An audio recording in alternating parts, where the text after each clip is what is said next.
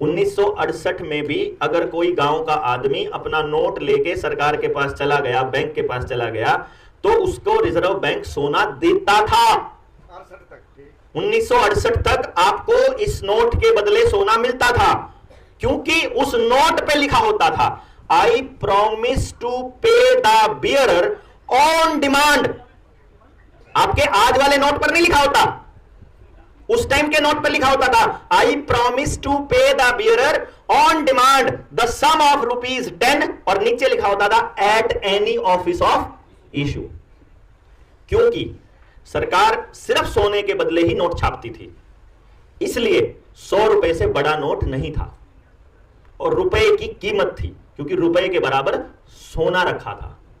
1968 के बाद उन्होंने गवर्नर का एफिडेविट बदल दिया। ये जो आई promise to pay the bearer है, ये एफिडेविट है, ये वचन खंड है आरबीआई के गवर्नर का, जिसने देश की जनता के नाम वचन दिया हुआ है कि मैं वादा करता हूं कि कोई भी आदमी जो इस नोट को लेके रखा है, मैं उसके बदले उसका धन उसको दूंगा, जितने रुपए का भी ये नोट है, जितने रुपए की भी ये पर्ची है, ये पर्ची है, तो ये अब मैं उतना नोट दूंगा। तो I promise to pay the bearer on demand the sum of ₹10 at any office of issue. Office of issue मतलब जहां से भी इशू होता है। तो सुनार की दुकान यहां सहारनपुर में है, या फिर चंडीगढ़ में है, या फिर अंबाला में है, या दिल्ली में है, आप किसी भी सुनार के पास जाओ, किसी भी बैंक के पास जाओ, किसी भी शाखा के पास जाओ और अपना सोना वहां से ले लो। सोना नहीं बोलूंगा अब मैं, अपना रुपया वहां से ले लो।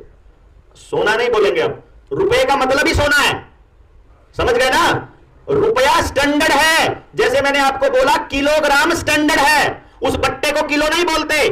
वो बट्टा सोने का हो, लोहे का हो, कागज का हो, 1 किलो मतलब 1000 ग्राम, और 1 रुपया मतलब 777 मिलीग्राम सोना। वो रुपया कागज का हो, लोहे का सिक्का हो, आपके मोबाइल में डिजिट हो, रुपया मतलब रुपया। और जब तक इसका नाम रुपया रहेगा, इसके बदले 777 मिलीग्राम सोना सरकार को देना पड़ेगा। और यही कारण है कि आप, अब जब तक इसका नाम रुपया रहेगा, यही कारण है दोस्तों कि आपके रुपए का नाम बदलकर ई रुपया किया जा रहा है। डिजिटल करेंसी आ रही है और सीबीडीसी लाया जा रहा है। सीबीडीसी में रुपए का नाम बदलकर ई रुपया किया जा रहा है। जब ये ई रुपया बन जाएगा ना, तब इसके बदले कोई सोना नहीं रहेगा। समझ गए ना बात आप? एक्सिस ने नहीं, कोई बैंक नहीं है जिसने नए लॉन्च नहीं किया है, सब बैंकों ने लॉन्च कर दिया है, उसका ई रुपया बना दिया। तो जो मोबाइल से ट्रांजैक्शन करते हैं बच्चे, वो उन बच्चों को ऐसा लगता है कि जो ये रुपया जो मैं ट्रांसफर कर रहा हूं ये असली रुपया है। वो डिजिट को ही रुपया मानने लग गए, जैसे आप इस नोट को ही रुपया मानने लग गए। क्योंकि 1968 से पहले का अगर कोई बूढ़ा बुजुर्ग यहां बैठा हो तो उसको मालूम होगा, जो हमारे अंकल जी बैठे हुए हैं, अगर इनसे पूछेंगे तो आप जो बुजुर्ग बैठे हैं वो कभी भी रुपया नहीं बोलते इसको। अगर घरवाली बोलती थी या घरवाली को बोलना होता था तो वो क्या बोलते थे, एक बार दिए 10 का नोट, छोरी था 10 का नोट दे दो, छोरी था 100 का नोट दे दो। 100 का नोट मतलब 100 रुपए की पर्ची, ना कि 100 रुपए। ये रुपए नहीं है, रुपए का नोट है। रुपए हमारे वहां जमा है, रुपया मतलब 777 मिलीग्राम सोना वो वहां जमा है, उसके बदले की ये पर्ची है। सुनार के ऊपर सबने भरोसा किया, किसी को भी नहीं मालूम था कि सुनार धोखा कर रहा है। सुनार की बीवी को सुनार ने पर्चियां बना के दे दी।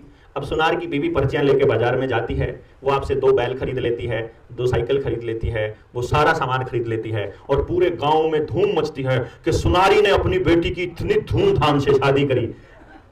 किन के बदले करी? पर्चियों के बदले।